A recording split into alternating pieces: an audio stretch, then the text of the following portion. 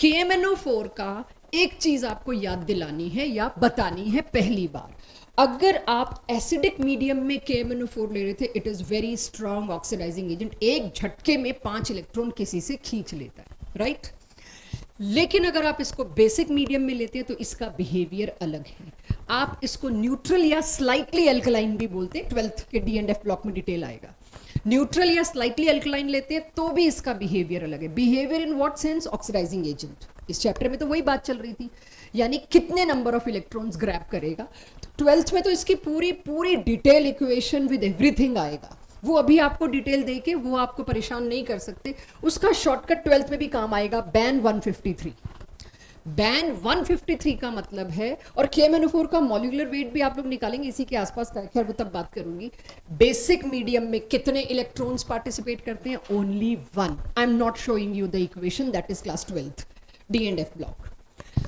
अगर acidic medium आए, क्योंकि आपको सिर्फ एन फैक्टर चाहिए बस, एसिडिक मीडियम आया तो कितने electrons? Already learned, that is 5। Neutral medium आया, स्लाइटली एल्कलाइन मीडियम आया तो कितने?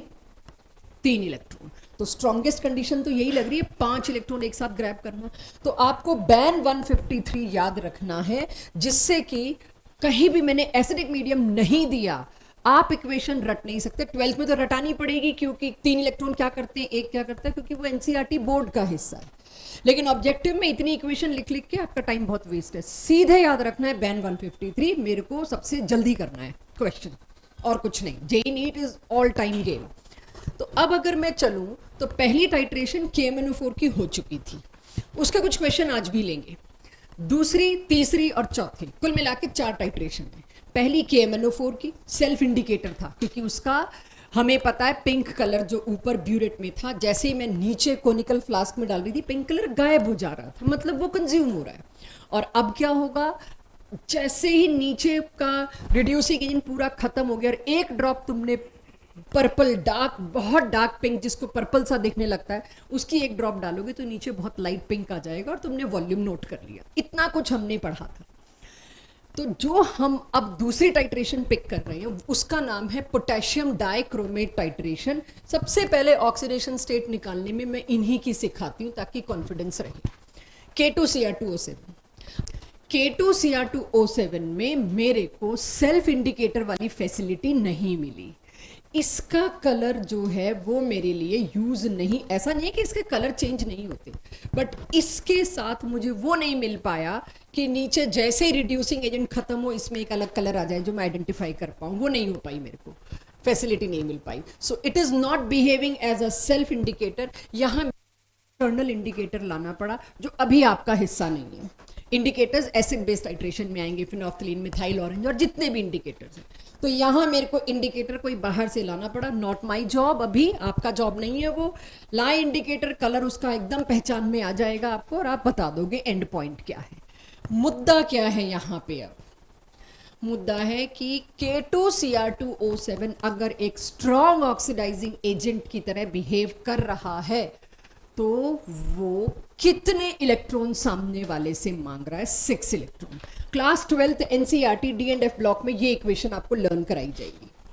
अभी मेरे को प्रोटॉन शोटोन की कोई टेंशन ही नहीं है, तुम लर्न करो या ना करो। 14 proton, 7 water, I don't need. अभी वो 12th की NCERT में चाहिए, बोर्ड्स में चाहिए। अभी मुझे कितना चाहिए? K2Cr2O7 का पोटेशियम इसलिए हटा दिया क्योंकि वो स्पेक्टेटर आयन था, राइट? वो मैंने हटा दिया। Cr2O7 जो है वो किस में कन्वर्ट हो रहा है? Cr, और उसकी ऑक्सीडेशन स्टेट क्या है बच्चों? +3। जितना जब तक मैं नोट करवा रही हूँ करना, उसके बाद नोट नहीं करेंगे, हवा में क्वेश्चंस होंगे जैसे लास्ट टू लास्ट क्लास में हुए थे, और उसमें उस क्लास के भी क्वेश्चन रिपीट करवाऊंगी आपसे। तो यहां मेरे को बस इतना याद रखना है, इसमें कितने इलेक्ट्रॉन्स का ट्रेवल था? 6। अगर मेरे को पता चल गया इसमें 6 इलेक्ट्रॉन्स का ट्रेवल था, तो मैं अब क्या करने वाली हूं? मैं करने वाली हूं कोई भी रिड्यूसिंग एजेंट तुम नीचे के कोनिकल फ्लास्क में दोगे, फेरस, उसमें कितने इलेक्ट्रॉन्स का ट्रेवल है? 1। कितने आयरन एक झटके में ऑक्सीडाइज हो जाएंगे? 6। बस आपको वो एन फैक्टर ढूंढना है कि डिवाइडेड बाय स्टोइकियोमेट्रिक कोफिशिएंट ढूंढना है, या उसी को क्रिस क्रॉस कर दोगे तो वो क्या बन जाएगा? N factor, how many electrons का ट्रेवल। तो अब ये मेरे को KMnO4 में कितने थे फिर से याद दिला दूं? 5, भूलेंगे तो नहीं। और बैन 153, बेसिक मीडियम लिया तो 1, एसिडिक मीडियम लिया तो 5, न्यूट्रल या फेंटली एल्कलाइन लिया तो 3, और K2Cr2O7 में सिंगल है बस 6। अब कंफ्यूजन कहाँ होता है टाइट्रेशन में, किसी ने एक साथ कुछ नोट्स नहीं बनवाए, सबके number of electron and factor दे दो, टाइट्रेशन के question is nothing for you. तो वो मेरा आज का काम है, सबका एक साथ कर दूं। तो मेरे को अब ये बैलेंसिंग कोई मेरे को मतलब इस पे मैं ध्यान भी नहीं दूंगी, सीधे क्लास 12th में बात करूंगी ये क्या था। एसिडिक मीडियम है बस, प्रोटॉन 14 थे, मुझे याद है, आपको याद ना हो, don't take load at all, तरह के बहुत मिलने हैं।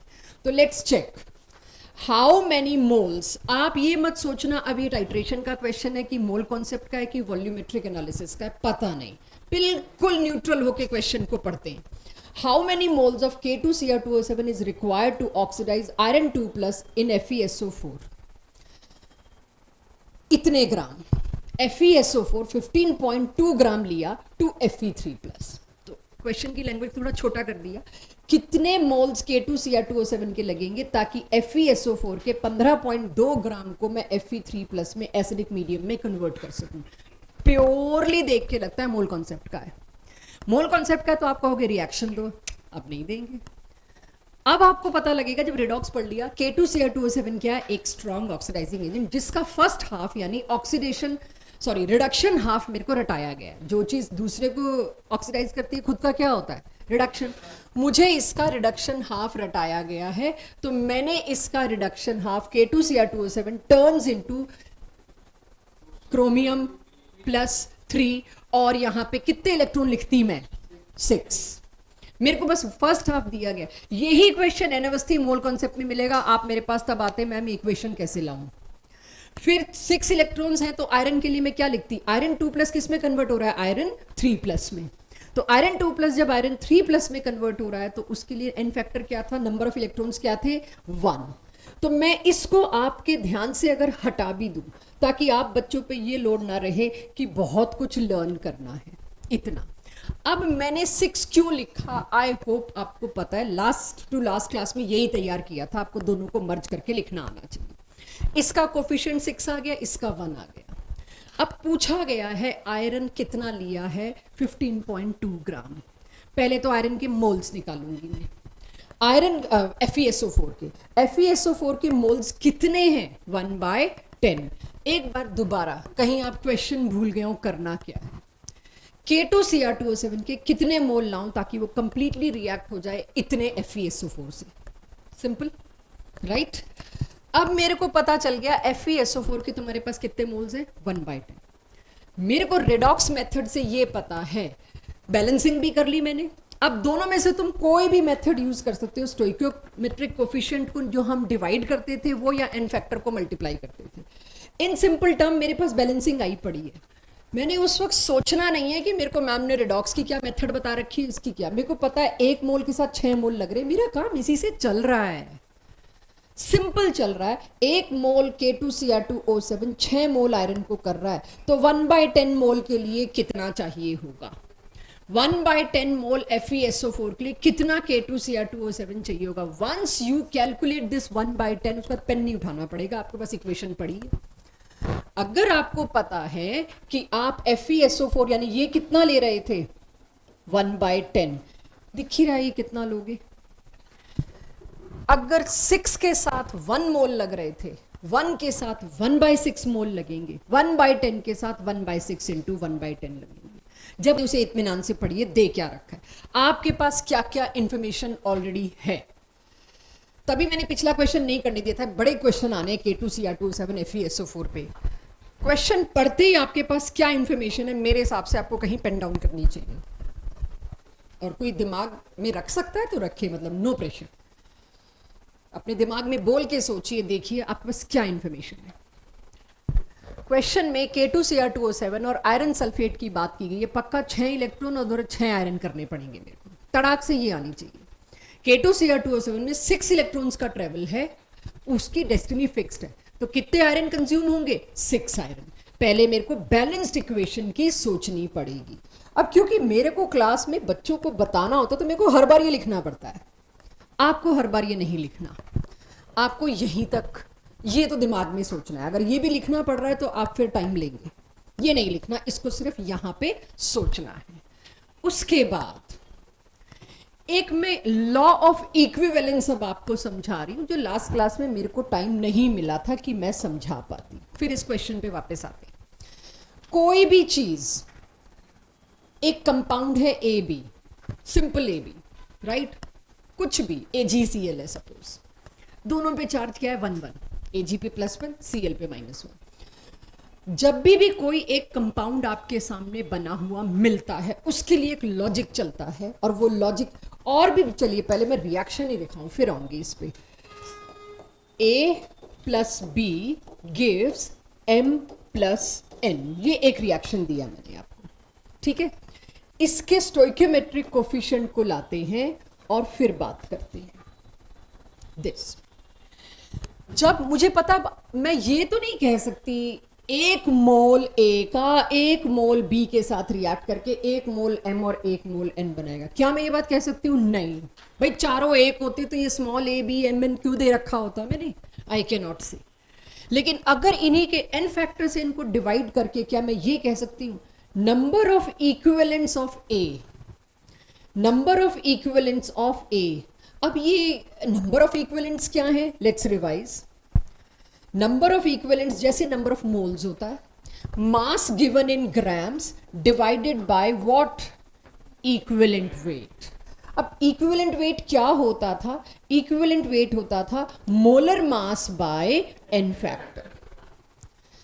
तो नंबर ऑफ मोल्स क्यों नहीं मैं सेम कह सक रही थी? भाई मुझे क्या पता, सबका n फैक्टर 1 थोड़ी है।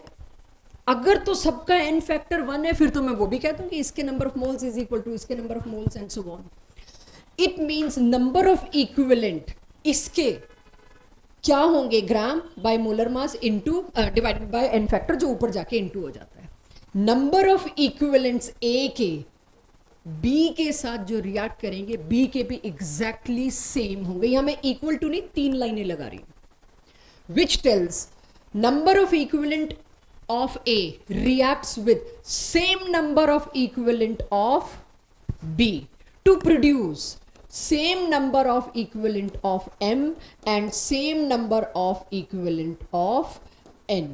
इन सब के नंबर ऑफ इक्विवेलेंट्स जो हैं वो एग्जैक्टली सेम होंगे। आज इस बात पे विश्वास दिलाना, इसके बाद तुम्हारे लिए जेई एडवांस का क्वेश्चन रेडॉक्स का बिल्कुल बटर वर्क होना चाहिए, जैसे जैसे इसको पकड़ते जाओगे। चाहे यहां 1 है या 3 है, वो 3 will be taken care by here, वो n फैक्टर यहां पकड़ लिया जाएगा। सो इस तरह से नंबर ऑफ इक्विवेलेंस, इसको कहते हैं law of equivalence, only used in titration. ये है लॉ ऑफ इक्विवेलेंस, और इसी पे आज सारे क्वेश्चंस कराने हैं मुझको। टाइट्रेशन का एग्जाम्पल्स तो बहाना है, फॉर्मूला तो ये सिखाना है। एक और चीज, अगर मैं कहूं कहीं पर ऐसा कुछ कंपाउंड है AXBY, मुझे नहीं पता X और Y क्या है, क्या मैं ये कह सकती हूं एक मोल पक्का A का एक मोल B के साथ कंबाइन किया होगा? नहीं कह सकती। क्या पता यहां 2 और यहां 3 हो, और 1 और 3 हो, कुछ भी हो। लेकिन मैं ये बात पक्का कह सकती हूं number of equivalents of A यहां पर is equals to number of equivalence of B, क्योंकि X और Y डिवाइड में चले जाएंगे, राइट। फॉर एग्जाम्पल कैसे कैसे मैम? Al2O3, 2 मोल्स एल्यूमिनियम के कितने मोल्स ऑक्सीजन से कंबाइन करते हैं? 3 से। चलो इसके इक्विवेलेंट्स निकालते हैं, राइट। इसका इक्विवेलेंट कितना होगा? एल्यूमिनियम का, एल्यूमिनियम पे चार्ज होता है, let me give you +3, oxygen पे चार्ज होता है -2। एल्यूमिनियम का इक्विवेलेंट वेट क्या होगा? इफ 27/3, और इसका इक्विवेलेंट वेट क्या होगा एक ऑक्सीजन का? 16/2। यहां पर +3 चार्ज है, यहां पर -2 चार्ज है, वही चार्ज डिवाइड होके इसके इक्विवेलेंट वेट में गया। हमेशा जो आप यहां पर ग्राम्स यूज करोगे उसको इसमें इससे डिवाइड करोगे, ऑक्सीजन को इससे डिवाइड करोगे, और जो नंबर ऑफ इक्विवेलेंट्स आएंगे, जो आपने सपोज इसका x ग्राम यूज किया, इसका y gram, it will come out to be equal. Always compound बन ही नहीं सकता अगर नंबर ऑफ इक्विवेलेंट सेम ना हो, बन ही नहीं सकता। तो आप देखेंगे कि नंबर ऑफ मोल्स कभी इक्वल नहीं हो सकते, लेकिन नंबर ऑफ इक्विवेलेंट्स हमेशा इक्वल है। उसका बैलेंसिंग से कुछ भी आपको अफेक्ट नहीं पड़ने वाला। तो इस बात को एब्जॉर्ब करने के लिए हमें कुछ क्वेश्चंस करने थे। अब मैं वापस पेरेंटल क्वेश्चन पे आऊं जो मैंने शुरू किया था। इसमें मेरे को पूछा क्या था, आयरन सल्फेट की सॉल्यूशन की मोलैरिटी निकालिए। अब मैं आती हूं अपने कॉन्सेप्ट पे जो मैंने अब तक बना रखा था। अगर मेरे पास ये ओवरऑल इक्वेशन है तो मैंने क्या कॉन्सेप्ट बना रखा था पिछली क्लास में, m1v1 एक का इज इक्वल्स टू m2v2 एक का, तब जब आप स्टोइकियोमेट्रिक कोफिशिएंट से डिवाइड कर दें, हाँ या ना, यही था, यही बना रखा था। ओके दूसरा एक और कॉन्सेप्ट मैंने आपसे बनवाया था everyone, m1v1 n factor is equals to m2v2 n factor. अब n फैक्टर क्या होता है, नंबर ऑफ इलेक्ट्रॉन्स ट्रेवल्ड। क्या मैं मोलैरिटी और n फैक्टर को मल्टीप्लाई करूं तो नॉर्मेलिटी नहीं आ जाएगा? क्या था मोलैरिटी और नॉर्मेलिटी का relation, molarity is equals to normality by n factor. तो n फैक्टर को इधर ले जाऊं तो molarity into n factor is right. Okay तो यहां मैं n1v1 is equals to n2v2 कर दूं। ये तो लास्ट क्लास से आई चीज, ये आज लगा रही हूं। अच्छा नॉर्मेलिटी इनटू वॉल्यूम क्या होता है, नंबर ऑफ इक्विवेलेंट्स। नॉर्मेलिटी का फॉर्मूला क्या था, नॉर्मेलिटी का फॉर्मूला था number of equivalents by volume. तो नॉर्मेलिटी इनटू वॉल्यूम क्या होगा, number of equivalents. So if somebody ask आप ये रूल ले कहां से आए, ये रहा ना नंबर ऑफ इक्विवेलेंट्स। और ये ट्रिपल लाइन लगाने का मतलब क्या है, मैं बता रही हूं कितने नंबर ऑफ इक्विवेलेंट एक ऑक्सीडाइजिंग एजेंट के same number of equivalent of reducing agent से रिएक्ट करेंगे। This is the meaning of this triple line. आप इसको डबल लाइन कर सकते हैं लेकिन बुक्स में अक्सर आपको ट्रिपल मिलेगा, तो आपको पता होना चाहिए क्या बात हो रही है। तो यानी सीधे इसकी जगह अगर ये यूज करूं तो मैं पहुंच गई बहुत छोटे मेथड पे। सोचिए कितना काम कम हो जाएगा अगर मैं सीधे यहां पहुंच गई। एंड में मैं इसी पे आज की क्लास एंड करूंगी, यहां तक ले जाऊंगी एक एक एक क्वेश्चन के थ्रू। तो अब क्या मैं इसमें सीधे ये बात बोल सकती हूं बच्चों, equivalents of K2Cr2O7 react with same equivalent of FeSO4, agreed? तो इक्विवेलेंट्स ऑफ दिस क्या होगा, है तो वही m1v1 इंटू n फैक्टर, है तो वही m1v1 इंटू n फैक्टर। लेकिन इस बात को मैं ये भी कह सकती हूं, मेरे को ये आदत डालनी है आज, करना तो वही m1v1 इंटू n फैक्टर, किया मैंने। अब सोचिए आपके क्वेश्चन में K2Cr2O7 के बारे में क्या दे रखा है, 20 ml और इतने मोलर, यही दे रखा है। तो मैंने m1 भी पुट कर दिया देखिए, और वॉल्यूम भी पुट कर दिया, और n फैक्टर क्या पुट किया मैंने, 6। क्रोमियम का, एक क्रोमियम का ऑक्सीडेशन स्टेट कितना हुआ यहाँ पे, +6 से +3, 2 क्रोमियम हुए तो कितना, 6। यस ये मैंने सोच लिया, बाई चांस अंडरस्टूड कि आपको आ गया होगा। यस 6 इसीलिए लिया, आई एम सॉरी। ये मैंने ऑल्टरनेटिव भी दे दिया, किसी को अभी भी ये ना पसंद आ रहा हो तो ये रही मेथड। क्वेश्चन आपके पास है 18th, जिसका 18th अभी नोट करके रिटेन करने का मन है, विच इज वर्थ, करिए, नहीं तो 22 क्वेश्चन सॉल्व करिए, मैं वेट कर रही हूँ। इसमें का मैं वेट कर रही हूँ आंसर 22। ऑक्सिलेट क्या होता है, C2O4 2 negative, last to last, सब पोछा मार के आए हैं हम, दिवाली के सफे में दिमाग नहीं साफ करना था। 2, अब याद करिए, एक कार्बन +3 से +4 जा रहा था, ऑक्सिलेट में थे 2 कार्बन, तो +3 से +4 2 कार्बन जाएंगे तो n फैक्टर होगा 2। तो मैं दिखा भी दूं ऑक्सिलेट क्या था। चलिए 22वां क्वेश्चन आपके बस का है नहीं, कराना मेरे को ही पड़ेगा, but good that at least you entered into it, और इतना तो जोर पड़ा दिमाग पे कि ऑक्सिलेट होता क्या है। Please check on this question. आप अपने आप जो कर रहे हो छोड़ दो उसको, क्योंकि मुझे पता है जो कर रहे हो सही कर रहे हो, लेकिन एक चीज मैंने नहीं बताई तो अननेसेसरी गलत हो जाएगा आपका। मुझे कहा गया again potassium K2Cr2O7 potassium dichromate, देखते ही n फैक्टर यहां आ गया 6, राइट। इसको अगर इतनी मोलैरिटी मैंने ली तो उसके साथ क्या रिएक्ट कराया है कंप्लीटली, फेरस ऑक्सिलेट इतने ग्राम इन एसिडिक मीडियम। वॉल्यूम कितना लगा होगा इसका, बहुत ही अच्छा क्वेश्चन है। फिर से समझो पूछा क्या है, मेरे को पूछा गया है पोटेशियम डाइक्रोमेट का इतने मोलर मैं दे रही हूं, वॉल्यूम निकाल के दो, n फैक्टर तुम जानो, जो कि किसके साथ कंप्लीटली रिएक्ट कराना है बच्चों, मेरे को फेरस ऑक्जेलेट के 0.288 ग्राम के साथ रिएक्ट कराना है। भाई ना तुमने इसकी मोलैरिटी दी ना वॉल्यूम, मैं कैसे बात करूं, क्या करूं? लेकिन मेरे को पूछ क्या लिया है, वॉल्यूम ऑफ K2Cr2 मींस मेरे को ये नहीं दिया निकालना। ये साइड क्या एक्सपेक्ट कर रही हूं मैं, क्या आना चाहिए था? यहां आना चाहिए था एन फैक्टर और मोलैरिटी और वॉल्यूम। इन तीनों को मल्टीप्लाई करके निकलता क्या? Number of equivalents. इतने ग्राम में कितने इक्विवेलेंट से निकाल लो, इतने ग्राम में कितने इक्विवेलेंट से, वही तो निकालने हैं। एक तरीका इक्विवेलेंट निकालने का लंबा चौड़ा ये था, हम मोलैरिटी देंगे, हम वॉल्यूम देंगे, तुम खुद एन फैक्टर ढूंढोगे और तुम उससे नंबर ऑफ ग्राम इक्विवेलेंट्स निकालोगे। ध्यान करिए, रखिए please, I am on to something very serious. तो इतने लंबे मेथड से इक्विवेलेंट निकालने के लिए हम तैयारी पे थे और अचानक आ गया आसान, हम वो ही नहीं संभाल पाते कि ये क्या है, तो डायरेक्ट इक्विवेलेंट दे दिया। मेरे को तो इसकी प्रैक्टिस ही नहीं थी। यहां पर 0.288 ग्राम्स दिया है तो उसमें सीधा इक्विवेलेंट निकाल लो ना। मैं क्यों मोलैरिटी वॉल्यूम एक्सपेक्ट करूं, ऑक्जेलेट का आपको देना था जी। तो उसके लिए अगर मेरे को किसी चीज के नंबर ऑफ इक्विवेलेंट निकालने तो कैसे निकालने? Mass given in grams divided by its equivalent weight, simple. अब मास गिवन इन ग्राम्स कितना है बच्चों? 0.288। इसी क्वेश्चन में मॉलिक्यूलर मास दे रखा था फेरस का भी, जो जो आपको चाहिए उसका। तो जहां तक मेरे को पता है फेरस ऑक्जेलेट का मोलर मास भी 280 कितना है, 144। सॉरी, क्योंकि वो ऐसा देते हैं कैलकुलेशन ज्यादा ना पड़े आपके जिम में।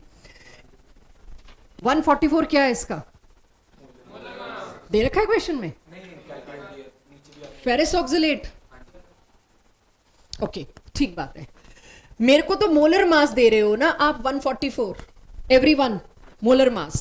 मैं इस मोलर मास की जगह क्या लिखूं? 144। बट मुझे क्या चाहिए? Equivalent weight. समस्या तो ये है, अब इक्विवेलेंट वेट के लिए मेरे को किसी चीज से इसको डिवाइड करना पड़ेगा। मैं वहां पहुंचूं उससे पहले क्या इतना समझ आ गया? ये 144 वाली बात को बाद में करते हैं, बट क्या ये समझ आ गया इक्वेशन का RHS किसी और तरीके से निकाल के इसमें पुट करके निकालेंगे। तो 144 के आगे मैं नहीं जा रही हूं, रेदर मैं अब क्वेश्चन पे शिफ्ट हो रही हूं, आपको अप्रोच समझा रही हूं कि अगर सीधे मेरे को रिड्यूसिंग एजेंट का मास ही दे दिया तो मैं क्यों उसकी मोलैरिटी वॉल्यूम के पीछे पड़ूं? मोलैरिटी वॉल्यूम से मोल आता था और उससे मास आता था, अगले सीधे मास दे रहे हैं। अब मैं क्वेश्चन पकड़ती हूं जो मेन जिस वजह से क्वेश्चन डिफिकल्ट है। ये अब सबके पास है ऑक्सीडाइजिंग एजेंट, मेरे को आयरन का मास वास सब दे रखा है क्वेश्चन में, लेकिन समस्या यहां पर आयरन नहीं था, समस्या था आयरन ऑक्जेलेट। आयरन ऑक्जेलेट का क्या मतलब था? आयरन भी 2+ से 3+ में जाता है और KMnO4 इतना तगड़ा ऑक्सीडाइजिंग एजेंट है, वो डिफरेंशिएट नहीं करेगा सामने कौन है। आयरन है बेटा, आले तेरा भी ऑक्सीडेशन होना है, ऑक्जेलेट है तेरा भी ऑक्सीडेशन होना है, दोनों का ऑक्सीडेशन कर देगा, कैटायन का भी एनायन का भी। यानी FeSO4 भी फेरस भी ऑक्सीडाइज हो रहा है और ऑक्जेलेट भी। टोटल मिला के ये फेरस ऑक्जेलेट का एक मॉलिक्यूल कितने इलेक्ट्रॉन मांग रहा है? 3। और K2Cr2O7 कितने इलेक्ट्रॉन की डिमांड कर रहा है? 6। तो इस पूरे के आगे मेरे को थोड़ी देर बाद क्या लिखना पड़ेगा अगर बैलेंसिंग कोई मेरे से मानता इक्वल करने के लिए 2। But now coming to the point, यानी कि अब के एक बात हो गई, इसमें एन फैक्टर था 6 और इस हिस्से में एन फैक्टर 1 नहीं था, क्या था? 3। इससे मैं 144 पे चुपचाप रुक गई कि मेरे को एन फैक्टर समझाना है, इसलिए मेरे को वहां होल्ड करना पड़ा। सो नाउ आई नो दोनों के एन फैक्टर। एक का एन फैक्टर क्या है बच्चों? 6। दूसरे का एन फैक्टर क्या है? 3।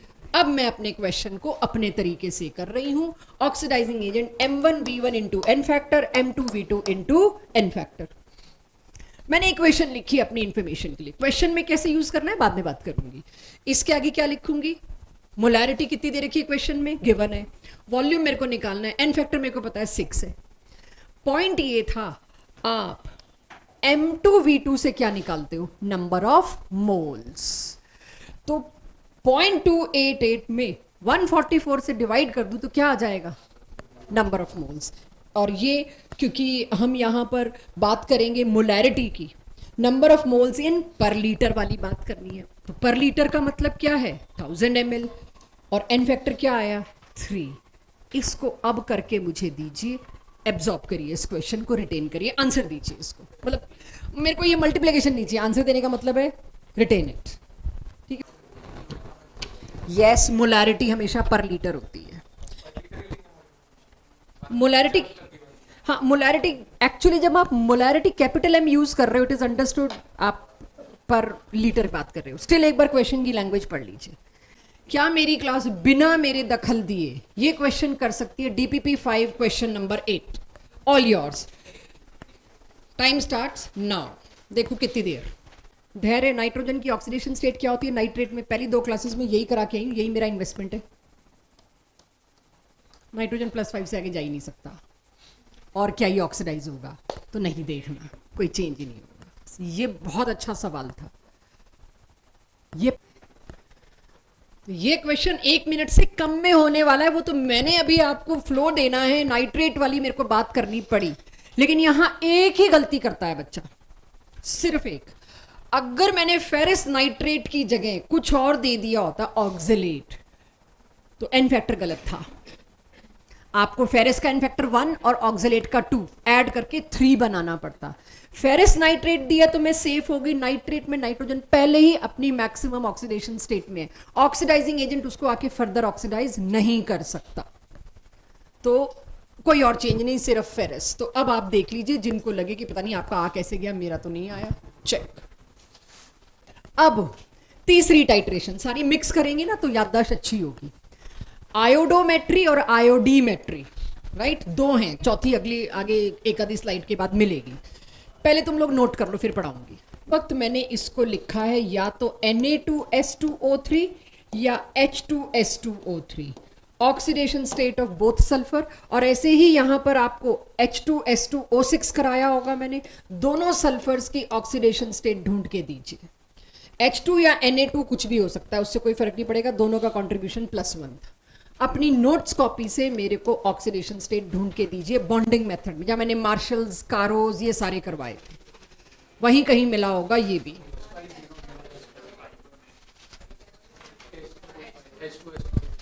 इसीलिए था ताकि मैं टाइट्रेशन करा सकूं। मुझे पर सल्फर ऑक्सीडेशन स्टेट चाहिए। आद्या, इसमें क्या थी? +5। मेरे को पर सल्फर एवरेज दो ना सर, 2.5 जो ये लिखी हुई है। और इसमें क्या थी दोनों सल्फर की? एवरेज मैंने लिख दिया +2।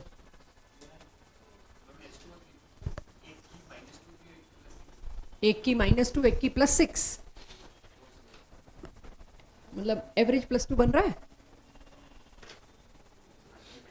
हाँ, कितना कितना बता रहे हो? एक की तो 8 इलेक्ट्रॉन का गैप हो गया सर। 6 मैथ्स नहीं चल रही है। +6 से पहले वो 0 आया होगा, 0 से फिर वो -2 गया होगा, 8/2। तो कुछ गलती हो रही है, दोबारा देखो। S2O3 नहीं कराया तो अब करेंगे। एक की, बाकी बताएं, एक की 0, एक की 4 बता रहा है, बिल्कुल सही।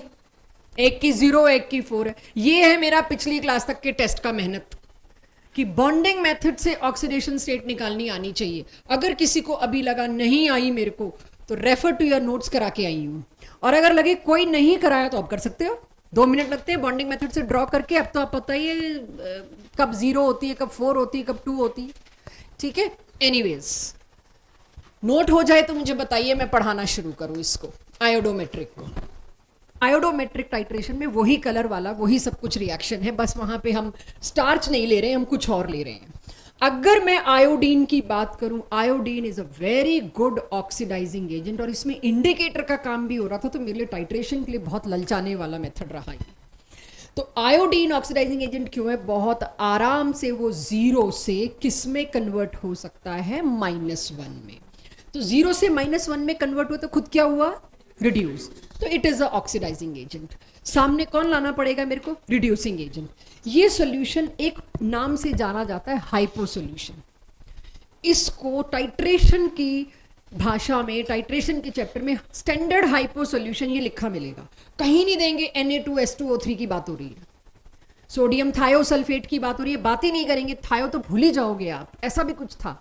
Hypo solution is sodium thiosulphate Na2S2O3 और Na2 हटा दिया, स्पेक्टेटर आयन है 2 नेगेटिव उसकी जगह आ गया। स्टैंडर्ड हाइपो सोल्यूशन यहां भर दी गई ब्यूरेट में और नीचे आपको आयोडीन दिया गया। क्यों दिया गया मेरे को वो बाद में बात करूंगी, बट पहले ये रिएक्शन याद करवा रही हूं। इससे क्या चेंज हुआ दिख रहा है सबको? मुझे बताइए हाइपो का एन फैक्टर क्या है?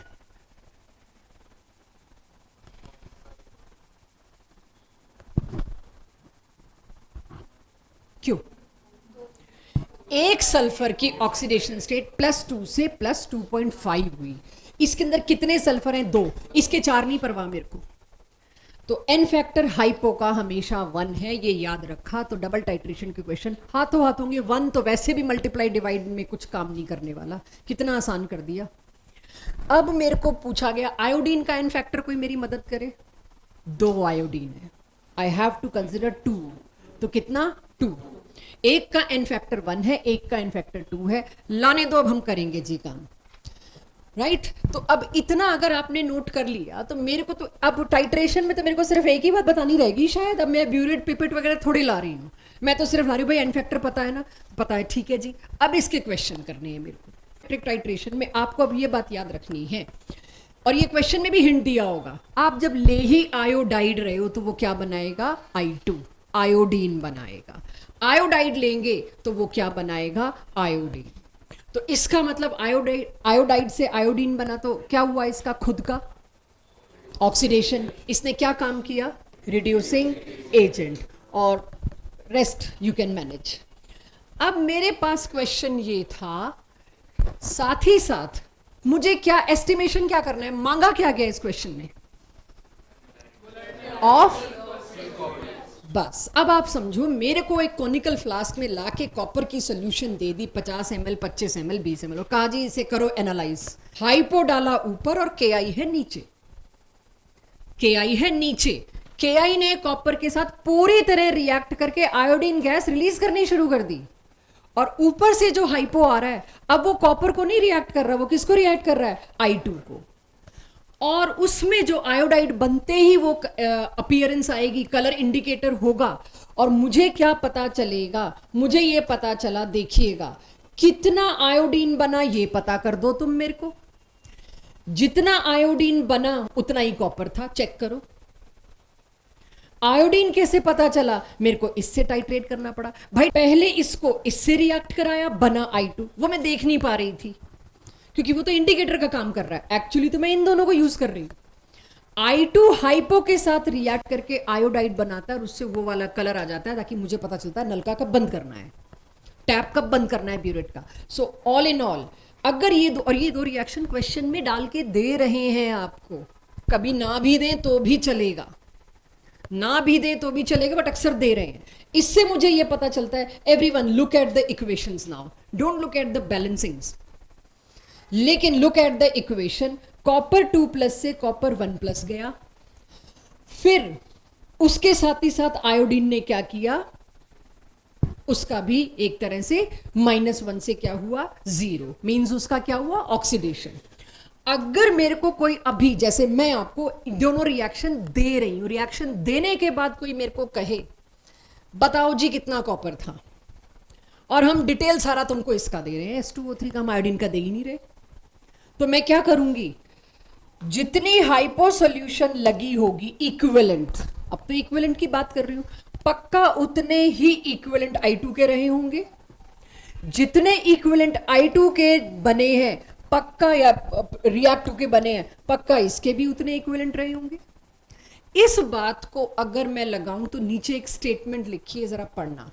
Number of equivalents of I2 reacted with hypo solution should be same. ये दोनों सेम होने चाहिए, यही लिखा, number of equivalent of I2 is equals to number of equivalent of hypo. अब मेरे को इन दोनों की इंफॉर्मेशन सेम किससे करनी है? फाइनली जितना I2 बना उतना ही तो कॉपर था, एनालाइज कर दिया मैंने, यानी number of equivalent of copper 2+ भी उतने ही होंगे। बीच की कोई भी इंफॉर्मेशन में किसी भी क्वेश्चन में कभी भी हटा सकते हो, तुमको पहली और तीसरी मिलानी आनी चाहिए। अगर तुम इन दो इक्वेशंस को देख के ये बना सकते हो तो मैं आगे बढ़ूं। Number of equivalents of I2, मैंने मिली नीचे लिखा है क्योंकि मिलीलीटर में बात चलेगी तो मिली इक्विवेलेंट्स बोला जाता है। number of milli equivalents of I2 reacted completely with hypo should match with number of milli equivalents of hypo. दोनों के मैच करने चाहिए, और क्योंकि ये I2 किससे बना है, इससे रिएक्ट करके, तो ये भी इसके साथ मैच करना चाहिए, चारों ही मैच करेंगे, बात हो चुकी है। तो अगर मेरे पास ये है तो थ्योरी तो खत्म हुई आयोडोमेट्रिक टाइट्रेशन की, ये थी आयोडोमेट्रिक टाइट्रेशन की थ्योरी। आयोडीन का अगर इस्तेमाल हुआ तो उसको बोलते हैं आयोडोमेट्रिक टाइट्रेशन। क्वेश्चन आपको कह रहा है, इजी लैंग्वेज पकड़िए, हाइपो कितना दे रखा है बच्चों, देखो। तो अब अगर मैं यहां मैंने बीच का कौन निकाल दिया, अभी कॉपर निकाल दिया, बीच का कहो आखिरी को, अच्छा इन दोनों को रिलेट करते हैं। हाइपो कितना दे रखा है मेरे को, 20 इंटू इतने मोलर, और हाइपो का इनफैक्टर क्या है 1, यही same number of equivalent iodine के होंगे, राइट। अब मेरे को यहां पर इस क्वेश्चन से इन दोनों को रिलेट करके number of milli equivalents of iodine मिल गए, तो क्या वो हाइपो से ही मिले हैं, यस इसी से मिले, मिल गए मेरे को हाइपो से, किसके, नंबर ऑफ इक्विवेलेंट आयोडीन, जितने इक्विवेलेंट आयोडीन के थे उतने ही किसके थे, कॉपर के। तो अब मेरे को ये पता चल गया मिली इक्विवेलेंट्स तो मैं आयोडीन के चाहिए वो आ गए, हाइपो से ही आए, और कॉपर के चाहिए वो आ गए, मिली इक्विवेलेंट्स आ गए बच्चों। मिली इक्विवेलेंट्स आते ही मैं क्वेश्चन पे पहुंची, भाई कॉपर के भी मिली इक्विवेलेंट्स उतने ही होने चाहिए, 0.4। ये देखिए मैंने इक्वेशन की इस साइड क्या लिखा, 0.4। मिली इक्विवेलेंट्स निकालते कैसे हैं, या तो मैं नॉर्मेलिटी लिखती, मैंने अगर नॉर्मेलिटी की बजाय मोलैरिटी लिखी तो एन फैक्टर तो लाना पड़ेगा, right. Molarity into volume into n factor, copper का एन फैक्टर भी क्या था 1, आ गई मोलैरिटी, क्लियर हुआ। आपको सिर्फ इसमें एक चीज देखनी है, ये जो दो इक्वेशन ऊपर दी हैं इसमें हर एक के मिली इक्विवेलेंट मैच करने चाहिए, किसी एक के दे के तीसरे के पूछ लिए या दूसरे के पूछ लिए, इसे नोट करिए, एब्जॉर्ब करिए, कहीं डाउट आता है तो आई एम वेटिंग। ये क्वेश्चन आपको डीपीपी में नहीं मिलेगा, ये मैंने अपनी तरफ से एक क्वेश्चन लिखा है ये, पर उसका मैं वेट नहीं कर सकती, तब थोड़ा लेट हो जाता है। तो आप इस हिसाब के क्वेश्चन अब तैयार करिए, देखिए क्या है, कुछ भी नहीं, लेकिन बोला क्या है, 50 ml ऑफ हाइड्रोजन पर ऑक्साइड सोल्यूशन। हमने तो पढ़ी नहीं सुनी नहीं, आप तो हाइपो कराते रहे, K2Cr2O7 कराते रहे, KMnO4 पता नहीं क्या दे दिया आपने, भाई जैसे फेरस ऑक्सलेट है, फेरस सल्फेट है, वैसे ही H2O2 है, राइट। अब ये आयोडोमेट्रिक टाइट्रेशन है, उसके साथ मैंने एक्सेस ऑफ KI और थोड़ा सा एसिडिक मीडियम, बात नहीं, एक्सेस ऑफ KI और एसिडिक मीडियम दिया H2O2 सॉल्यूशन के साथ। जैसे ही हाइड्रोजन पर ऑक्साइड आप सुनेंगे, 12th में बहुत आना है ये, जैसे ही आप सुनेंगे आपको पता है ऑक्सीजन की ऑक्सीडेशन स्टेट क्या है, पर ऑक्साइड -1, यानी ये -2 में भी जा सकता है खुद रिड्यूस होके, ये 0 में भी जा सकता है खुद ऑक्सीडाइज होके, इसका दोनों साइड उठना बैठना है, ये कुछ भी कर सकता है। लेट्स सी सामने कौन है, इसके साथ मैंने डाला KI और बता दिया, इस तरह से बता देते हैं I2 is liberated, means what, I negative से पक्का क्या बना है I2। मेरे को इस क्वेश्चन में जेई में last to last year reaction नहीं दिया, मैंने खुद कैसे क्रिएट किया वो बात कर रही हूँ। अब अगर इसमें मेरे को क्रिएट करना था क्वेश्चन, तो मैंने पहले तो लिखा H2O2 से नहीं, पहले लिखा I नेगेटिव से I2 बन रहा है, एक ही हिंट मिली मेरे को क्वेश्चन में, I नेगेटिव से I2 बन रहा है, तो इतना तो पता चल गया इसका तो ऑक्सीडेशन है। दूसरी चीज जो है उसका पक्का क्या हो रहा होगा, तो H2O2 -1, हाइड्रोजन तो स्पेक्टेटर की तरह है, नॉन मेटल के साथ सारी जिंदगी +1 दिखाएगा, तो हाइड्रोजन तो कहाँ ही जाएगा, वो तो मैं लिखूं या ना लिखूं काम चलता है।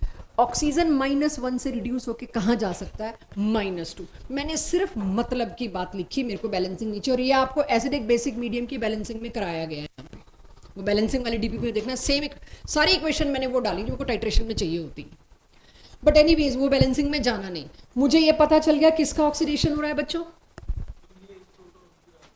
प्रोटॉन इसीलिए आया क्योंकि मेरे को एसिडिक मीडियम दे दिया, मैंने H+ फॉर्मेलिटी के लिए लिख दिया कि कोई ये ना सोचे कि सल्फ्यूरिक एसिड का क्या किया आपने, एसिडिक मीडियम है पक्का, प्रोटॉन लिख दिया, जो मैं ना भी लिखती तो भी चलता, मतलब उसको कोई फर्क नहीं पड़ने वाला, बट मैं उन चीज़ों को सोच रही हूँ जो आगे आनी है, इसीलिए मैं वो चीज़ें लिख रही हूँ। क्या सबके सामने ये इक्वेशन खुद से क्रिएट हो गई, तो पहली, हाँ जी, हाँ मैंने क्यों O2 से तो 0 हो जाता ना बेटा, दोनों चीज कैसे ऑक्सीडाइज करोगे, एग्रीड, वो तो अकेला H2O2 में लेती, अपने ही जैसे मॉलिक्यूल को वो ऑक्सीडाइज कर देता, खुद रिड्यूस हो जाता। यहां मैंने H2O2 के सामने कौन लिया है? आयोडाइड। ठीक है, तो मुझे क्वेश्चन में क्लियर कट हिंट दी गई है, क्योंकि H2O2 दोनों काम कर सकता है, मैंने यही बताया, वो चाहे तो ऑक्सीडाइज हो सकता है, वो चाहे तो रिड्यूस, उसका दोनों जगह उठना बैठना है। ये डिसाइड होगा आपको क्वेश्चन में हिंट क्या दिए, आप फंसते हो, आप अपने आप में डिसाइड कर सकते हो। क्वेश्चन में क्लियरली बोला है I2 is liberated from iodide, ये खुद पकड़ना है। आयोडाइड से अगर I2 लिबरेट हो रहा है तो मेरे को बता दिया गया भाई वो -1 से 0 जा रहा है, मींस उसका हो रहा है ऑक्सीडेशन, पक्का H2O2 का क्या हो रहा है? रिडक्शन। समस्या ही वहां आनी है जहां दोनों काम हो सकते हैं। ठीक है, तो पहले तो मैं क्वेश्चन समझा रही हूं अभी आपको कि आयोडोमेट्री के क्वेश्चन आएंगे कैसे, जिसमें भी आयोडीन है वो आयोडोमेट्री है। तो अब मेरे को फिर क्वेश्चन पे आना, अभी तो रिएक्शन क्रिएट किया मैंने, अब मुझे कहा गया है 20 ml of, check, 50 ml H2O2 solution को Ki के साथ मैंने रिएक्ट कराया, एक्सेस Ki के साथ रिएक्शन दे दिया।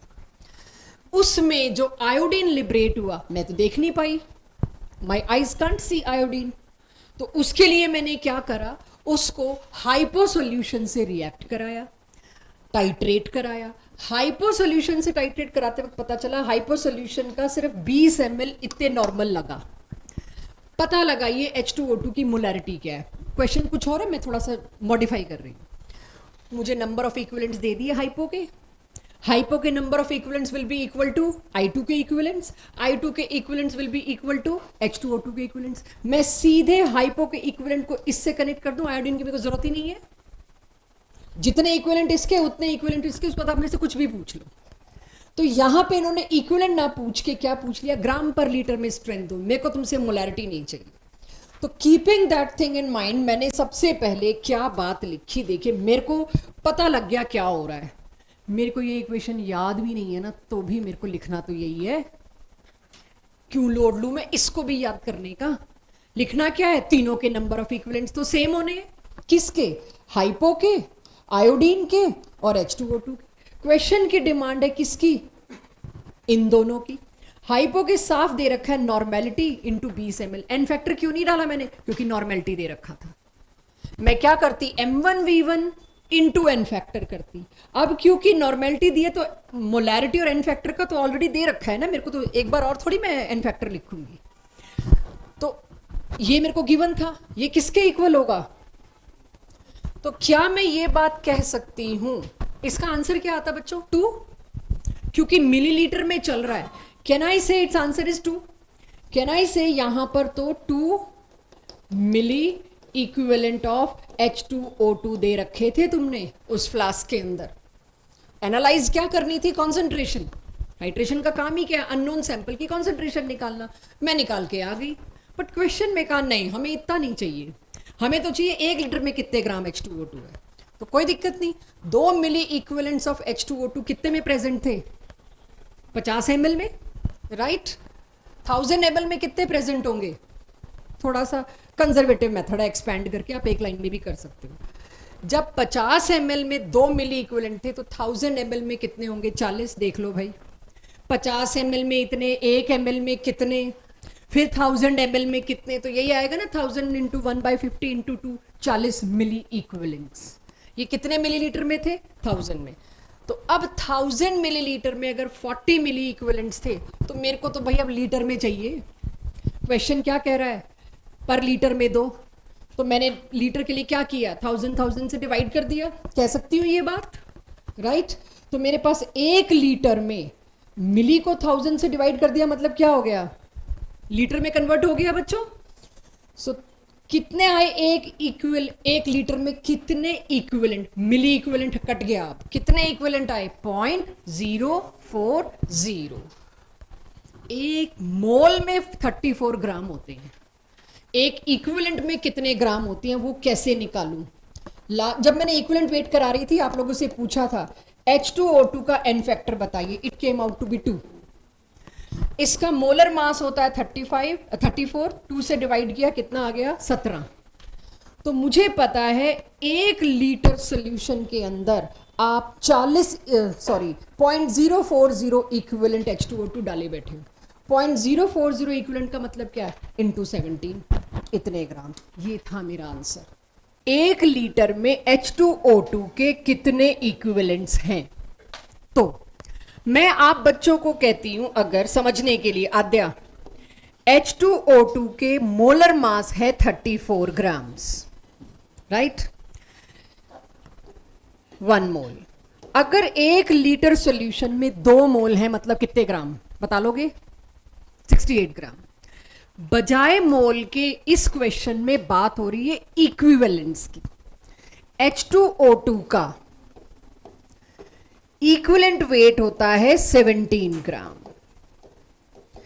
इक्विवेलेंट वेट का मतलब होता है एक इक्विवेलेंट। जैसे मोलर वेट का मतलब होता है 1 मोल, वैसे ही इक्विवेलेंट वेट का मतलब होता है उसका इक्विवेलेंट वेट। अगर किसी सॉल्यूशन में 3 इक्विवेलेंट वेट प्रेजेंट है H2O2 के, मतलब कितने ग्राम प्रेजेंट है? 17 इंटू 3। किसी सॉल्यूशन में 0.5 इक्विवेलेंट मौजूद है, तो कितने ग्राम मौजूद है? 17 का आधा। इस क्वेश्चन में कितने इक्विवेलेंट मौजूद थे? 0.040, मतलब कितने ग्राम? 17 से मल्टीप्लाई कर दिया। ठीक है। सो इक्विवेलेंट्स को जिस दिन तुम मोल के नजरिए से देखने लगोगे, चीजें बहुत आसान हो जाएंगी। लास्ट टाइट्रेशन नोट कर लो, आयोडोमेट्रिक। क्वेश्चन नहीं करा रही इसका, बहुत इजी है, एकदम से कहीं मिलेगा कर देना। बात वही है, इसके इक्विवेलेंट इज इक्वल्स टू इसके equivalent. Number of milli equivalents of KMnO4 is equals to number of milli equivalents of iodide.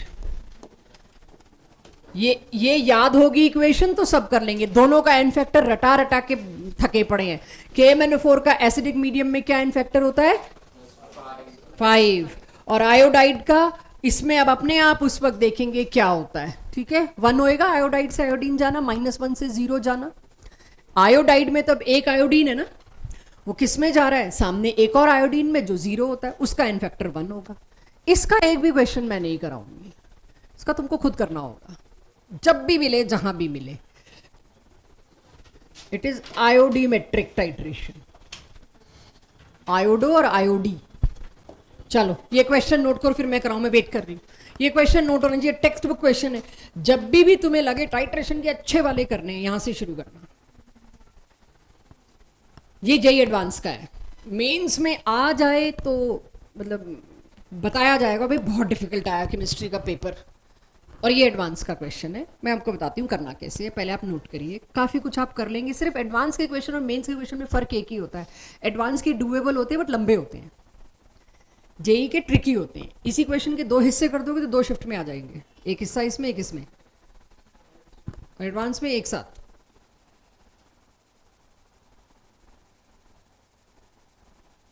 पहले क्वेश्चन को इत्मीनान से नोट करिए, फिर मेरे साथ करिए। Calculate percentage of oxalate ions एक गिवन सॉल्यूशन में जिसमें बहुत सारे सॉल्ट्स हैं ऑक्सिलेट के, उसमें बताना है ऑक्सिलेट की परसेंटेज कितनी, और ऑक्सिलेट के साथ जो मेटल थे उसकी परसेंटेज बाकी होगी, हमें परवाह नहीं। मान लीजिए ऑक्सिलेट सॉल्ट रखा है, उसमें कॉपर ऑक्सिलेट भी है, फेरस ऑक्सिलेट भी है, पोटेशियम ऑक्सिलेट भी, बहुत सारे ऑक्सिलेट सॉल्ट लिख दिए। हमें तो ऑक्सिलेट मिल जाएगा टू गेट ऑक्सीडाइज। अब वो सोडियम, पोटेशियम, मैग्नीशियम जिसके साथ मर्जी हो, मेरे को वो नहीं पता करना। तो पहली लाइन का मतलब क्या है? तो एडवांस के क्वेश्चन है, पूरी कहानी घुसी होती है एक लाइन में। पहली लाइन का मतलब है बहुत सारे ऑक्सिलेट सॉल्ट्स का एक सॉल्यूशन कॉमन आपके सामने लाके दिया, बताओ उसमें कितने ऑक्सिलेट थे। बहुत आसान है। ऑक्सिलेट की कॉन्सेंट्रेशन अभी मैं KMnO4 K2Cr2 किसी से भी निकलवा लूंगी। फिर ये एडवांस का क्वेश्चन क्यों है? क्योंकि ऑक्सिलेट की परसेंटेज पूछी। आप तो टाइट्रेशन खत्म कर लेते हो, हमने ऑक्सिलेट की मोलैरिटी दे दीजिए, उससे नंबर ऑफ मोल्स आ गए, नंबर ऑफ मोल से ग्राम ऑफ ऑक्सिलेट आ गए। परसेंटेज कैसे निकलती है? नंबरों की परसेंटेज कैसे निकलती है? टोटल में से कितने, तो टोटल ऑक्सिलेट कितने थे, टोटल मास कितना था सॉल्ट्स का, उसमें से ऑक्सिलेट कितने थे इनटू 100। ये एक आखिरी स्टेप की वजह से एडवांस में चला गया कि बच्चा एक साथ 2 चीज नहीं सोच पाता, वो तो बस वहां पे रुक जाएगा करके। तो यहां आता है, अगर वो सैंपल जो परसेंटेज निकालनी है जिस सैंपल में ऑक्सिलेट सॉल्ट्स की, वो 3 ग्राम है, तो 3 ग्राम में कितने ऑक्सिलेट है यही तो निकालना, इनटू 100 कर देंगे फिर परसेंटेज निकालने के लिए। तो पहली लाइन तो डूएबल थी। हमेशा आप देखिए एडवांस के क्वेश्चन का पैटर्न यही है, शुरू में एवरेज पूछ लेंगे, मीन पॉइंट पूछ लेंगे, परसेंटेज पूछ लेंगे या प्यूरिटी पूछ लेंगे, असली क्वेश्चन उसके बाद होगा। तो अब क्या है, जिसको कि डिसॉल्व अगर मैंने किया उस सॉल्ट के 3 ग्राम सोल्यूशन को, मतलब टोटल 3 ग्राम सॉल्ट्स की सोल्यूशन को अगर मैंने डिसॉल्व किया, 3 gram of which has been dissolved in 1 litre, 1 litre container में 3 ग्राम ऑक्सलेट डाल रखा है, ऑक्सलेट सॉल्ट्स। अंडरस्टूड इतना क्वेश्चन? अब क्वेश्चन उसके बाद शुरू होता है, ये तो बताया जी कंटेनर में क्या दिया है, 1 लीटर सॉल्यूशन जिसमें 3 ग्राम ऑक्सलेट सॉल्ट्स भर दिए, घोल के दे दिए आपको। अगर इस सॉल्यूशन का 10 ml उठा के लेके जाओगे, हम तो उसी में खत्म हो लेते हैं, क्वेश्चन मुश्किल है बॉस, आगे इतना कैसे सोचे। इसी सॉल्यूशन का 10 ml of this oxalate solution require इतना KMnO4 for complete titration, complete reaction. शब्द नहीं दिया टाइट्रेशन कहीं इसमें। जैसे ही KMnO4 देखो, K2Cr2O7 देखो, I नेगेटिव देखो, टाइट्रेशन का क्वेश्चन है। अब मेरे को ये पता है, और ये मैं लास्ट क्लास में करा के भेजा था आपको, ऑक्सलेट का एन फैक्टर 2 है और KMnO4 का एन फैक्टर 5 था, तभी वो मल्टीप्लाई करते थे हम। तो ये और ये तो लास्ट क्लास का हिस्सा ही है। एडवांस में सिर्फ क्या किया, ऊपर की कॉम्प्लिकेशन बढ़ा दी। इससे अगर मेरे को पता चले कितना KMnO4 खर्च हुआ था, 8 ml इतनी मोलैरिटी वाला, चेक कर लो। और मैं सबसे पुराने रेडॉक्स मेथड पे आई हूँ, एन फैक्टर पे भी आ सकती थी इधर लाके, वो अब आपके लिए मेरे को लगता है सेम ही बात हो जाएगी। मैंने KMnO4 के नंबर ऑफ मिलीमोल्स निकाल लिए, वो किसके बराबर होंगे, जो भी तुम्हारी दूसरी चीज है दैट इज ऑक्सलेट, उसके बराबर।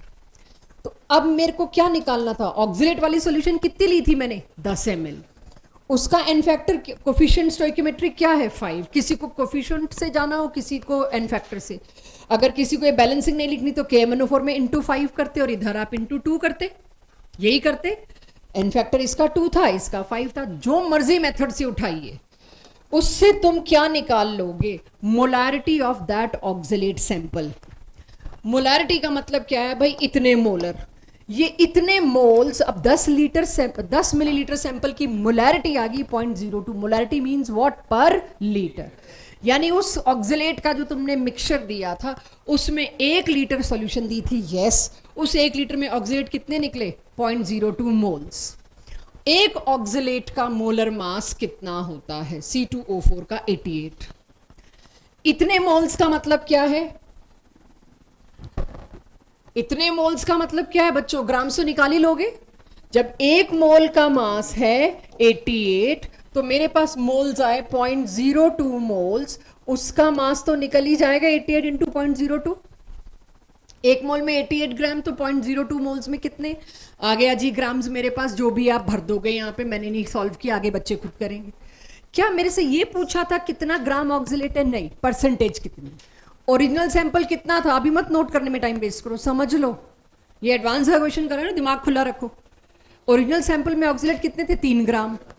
अब आपने ऑक्सलेट कितने निकाल के दिए, परसेंटेज आ गई। आपने टाइट्रेशन की मदद से ये निकाला कि आपने मेरे को ऑक्सलेट सॉल्ट्स की जो पूरी सॉल्यूशन दी थी उसमें कुल मिला के ऑक्सलेट कितने मोलर था, कितने मोल्स थे। जब इतने मोल्स थे तो ग्राम आ गए, ग्राम आ गया तो परसेंटेज आ गई। अब किसी क्वेश्चन में परसेंटेज प्यूरिटी भी पूछ सकते हैं। मेरे को आपसे चाहिए, मैं दिखाना नहीं चाह रही, इससे ज्यादा मेरे को लगा नहीं मैं लिखूं, तो मैंने लिख दिया है। अगर मेरे को कह दिया गया है क्वेश्चन में कि Na2C2O4 जो है वो 0.134 ग्राम इस्तेमाल हुआ है, तो पहले मैं उसमें निकालूंगी उसके इक्विवेलेंट कितने, दैट इज 2 इंटू 10 की पावर -3 इक्विवेलेंट्स। उतने ही इक्विवेलेंट्स किसके खर्च हुए होंगे, दूसरी चीज के जो भी है। और दूसरी चीज क्या है बच्चों, KMnO4। KMnO4 के इतने इक्विवेलेंट में कितने ग्राम होंगे, कुछ या जो भी कुछ आपके क्वेश्चन में पूछा हुआ। सो यहां पर वही लॉ ऑफ इक्विवेलेंस लगा, number of equivalent of this should be equal to number of equivalent of this. किसी एक के लिए मेरे को दे रखा था, मैं 2 इंटू 10 की पावर -3 उतार के ले आई, जो मैंने कैलकुलेशन किया। इसके बाद क्या किया है मैंने number of equivalence of KMnO4 को खोल के लिखा, n factor into molarity into volume. KMnO4 की आपको शायद इसमें मोलैरिटी पूछी है, वॉल्यूम आपको दे रखा है 25 ml, और n फैक्टर आपके लिए यहां पर 5 आपको लिखना पड़ेगा। वाई आई हैव यूज 1000, आपका काम। मैंने ये उठाया और सामने, क्योंकि वॉल्यूम मिलीलीटर में था, इसके मिली इक्विवेलेंट या इसके equivalent should be equal to इसके इक्विवेलेंट। यहां मैं वॉल्यूम मिली में इसलिए नहीं पुट कर पाई क्योंकि सामने इक्विवेलेंट्स थे, मिली इक्विवेलेंट्स नहीं थे।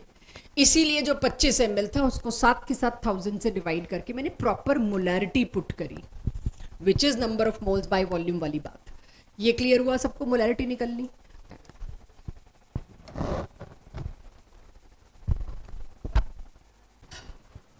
This is your question where you will tell me, this is last question for today, where you will tell me the approach. पिछले में KMnO4 नहीं था, K2SO7 नहीं था, I नेगेटिव नहीं था, कोई ऐसे मेथड नहीं थे, इसलिए टाइट्रेशन से जाने में आपसे गड़बड़ होगी। Still you people will find क्या गड़बड़ होगी, क्यों हुई। एनीवेज कम टू दिस, जैसे ही मेरे को क्या दिखता है KMnO4, पक्का ये टाइट्रेशन मेथड से जाना चाहिए। अब पूछा क्या है,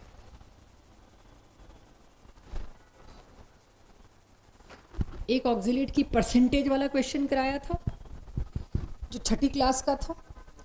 परसेंटेज प्योरिटी का मतलब क्या है, मैं एक केमिस्ट की शॉप से सैंपल उठा के लाई H2O2 का लैब में इस्तेमाल करने के लिए। उसने सैंपल दिया जी, हम आपको 100 ग्राम दे रहे हैं। उसकी प्योरिटी पहले मैं चेक करूंगी। ये जो जगह जगह पे फूड इंस्पेक्टर्स के इंस्पेक्शंस होते हैं और वो सैंपल लेके जाते हैं, वो प्योरिटी ऐसे चेक करते हैं, इसके अंदर इतना होना चाहिए तो इतना है, तो हेल्थ हैजार्ड्स हैं इससे। तो परसेंटेज प्योरिटी मतलब क्या तुम मेरे को जो 100 ग्राम H2O2 दे रहे हो उसमें 100 ग्राम ही है या थोड़ी बहुत इम्प्योरिटीज़ हैं, और आप लिख के दे रहे हो जी 90% प्योर सैंपल है और पैसा काट रहे हो 100% का। तो परसेंटेज प्योरिटी का मतलब है कि कितना आपने इम्प्योरिटी दी। वो कैसे पता लगाऊंगी, टोटल मास कितना लाई मैं वो, और उसमें एक्चुअल H2O2 कितना निकला इनटू 100। तो कितना निकला divided by total mass into 100। जो वो परसेंटेज ऑक्सिलेट वाला था वो ये परसेंटेज प्योरिटी बोल दिया। यानी तुमको ये निकालना है 0.4 ग्राम सैंपल जो तुमने डाला H2O2 का KMnO4 था टाइट्रेट करने में, उसमें एक्चुअली में H2O2 कितना था।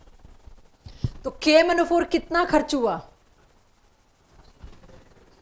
अब मेरे पास है ये इक्वेशन, आई होप सबको याद है। तो KMnO4 का n फैक्टर क्या था इसके अंदर 5, परऑक्साइड का n फैक्टर क्या था 1 की 2, n फैक्टर इज 2। क्यों, दो ऑक्सीजन कन्वर्ट हुए हैं -1 और -1, यहाँ n फैक्टर क्या है 2, वही 34 को 2 से तो डिवाइड कर रहे हैं, 2 n फैक्टर है। तो number of equivalent of KMnO4 should be equal to number of equivalent of H2O2। इतना क्लियर सबको। अब यहां पर मेरे को दे रखा है इक्विवेलेंट, इसमें निकाल लूं कितने इक्विवेलेंट होंगे इसके अंदर, 0.632 को डिवाइड कर दूं KMnO4 के इक्विवेलेंट वेट से। अच्छा, KMnO4 का इक्विवेलेंट वेट क्या होगा, मोलर मास बाय 5, बैन ये एसिडिक मीडियम है H2SO4, और इक्वेशन भी आपने लिखी KMnO4 से Mn2+। तो इक्विवेलेंट वेट निकालने के लिए मोलर मास को किससे डिवाइड करूंगी 5 से। मैं रिडॉक्स मेथड से कर रही हूँ, आपका मन आए, मैं टाइट्रेशन मेथड से कर रही हूँ, आपका मन आए रिडॉक्स मेथड से कर सकते हैं, स्टोइकियोमेट्रिक कोफिशिएंट से डिवाइड करके, मर्जी है मेरा, क्योंकि मुद्दा ही आज टाइट्रेशन, तो मैं टाइट्रेशन पे लेके जा रही हूँ। तो नंबर ऑफ इक्विवेलेंट 0.632 ग्राम्स में कैसे निकालूंगी, डिवाइडेड बाय इक्विवेलेंट वेट, और इसका इक्विवेलेंट वेट कितना होगा, मोलर मास है 158, तो उसको भी 5 से डिवाइड करूँ वो होगा। इतने इक्विवेलेंट KMnO4 के थे सॉल्यूशन में, जिसके साथ तुमने H2O2 पूरी तरह रिएक्ट करा दिया। यानी H2O2 के इक्विवेलेंट भी इतने ही होंगे बच्चों जितने इसके। तो H2O2 के इक्विवेलेंट कितने हैं, मुझे यही तो देखना है। जो सैंपल में लेके आई उसमें एक्चुअली H2O2 कितना था, उसके तो H2O2 के इक्विवेलेंट उसके अंदर इतने ही थे जी। ओके, एक इक्विवेलेंट का मास कितना होता है 17, तो 0.02 इक्विवेलेंट का मास कितना होगा निकाल लेंगे। ये मैंने बड़ा लंबा मेथड डाल दिया, सीधा मेथड भी तो हम कर सकते हैं कि मेरे को पता है इक्विवेलेंट वेट कैसे, इक्विवेलेंट्स कैसे निकलते हैं, mass given in grams divided by equivalent weight. तो यहां से मास गिवन इन ग्राम्स आ जाएगा, कितना आया 0.34 ग्राम्स। आप जो सैंपल खरीद के लाए थे उसमें 0.34 ग्राम H2O2 था, और एक्चुअली मुझे अगले ने कितना पकड़ा दिया 0.4 ग्राम। 0.4 ग्राम में 0.34 तो H2O2 था, बाकी सारी क्या थी इम्प्यूरिटीज। तो परसेंटेज प्यूरिटी अगर मेरे से पूछी गई थी तो मैं कैसे निकालूंगी, 0.34 was H2O2, this was total 85% purity थी आपसे जो सैंपल लिया। तो इस तरह से आप देखिए टाइट्रेशन का हिस्सा बहुत छोटा था इसमें दिस। अब किसी को ये टाइट्रेशन मेथड ना पसंद आए, कर लो यहीं की यही बैलेंसिंग, अब तो आपको आती है। यहां पर क्या थे 5 इलेक्ट्रॉन का ट्रेवल, यहां कितने इलेक्ट्रॉन का ट्रेवल था 2 का, तो इसके आगे 2 लगाओगे, इसके आगे 5 लगाओगे, कर दो divide by stoichiometric coefficient, your choice. मैं बैलेंसिंग के बजाय सीधे एन फैक्टर यूज कर रही हूं, m1 v1 into n factor. अच्छा यहां तो वो भी नहीं इस्तेमाल करना पड़ा। क्यों नहीं इस्तेमाल करना पड़ा? क्योंकि सीधे KMnO4 का वजन दे दिया तुमको, जब वेट दे दिया उसको इक्विवेलेंट वेट से डिवाइड करोगे तो इक्विवेलेंट आ जाएंगे। ये हैं जेईई एडवांस के क्वेश्चंस।